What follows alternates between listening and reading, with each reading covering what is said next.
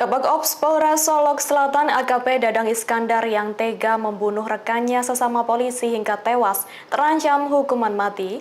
Ia menembak Kasat Reskrim AKP Rianto Ulil Ansar dan dijerat pasal berlapis.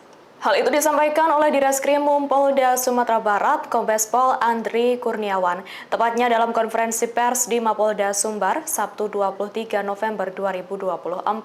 AKP Dadang ia sebut disangkakan dengan pasal pembunuhan berencana dan penganiayaan berat. Adapun motif pembunuhan ini terjadi karena AKP Dadang tidak senang dengan penegakan hukum yang dilakukan korban. AKP Dadang diduga adalah backingan di tambang galian C ilegal di Solok Selatan.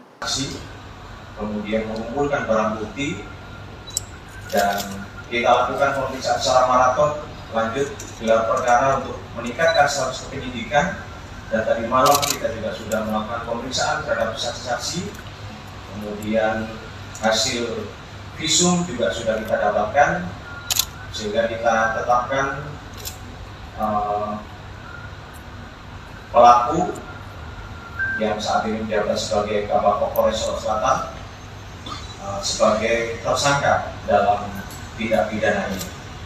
Dan selanjutnya berdasarkan bukti yang cukup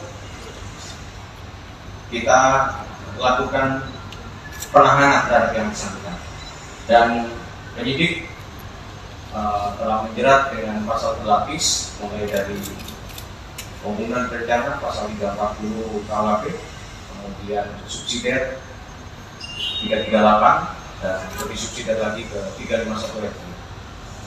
Namun demikian tetap pemeriksaan masih tetap berlanjut dan akan kami lakukan pendalaman dan pemeriksaan terhadap ahli lainnya. Download Tribun X sekarang, menghadirkan lokal menjadi Indonesia.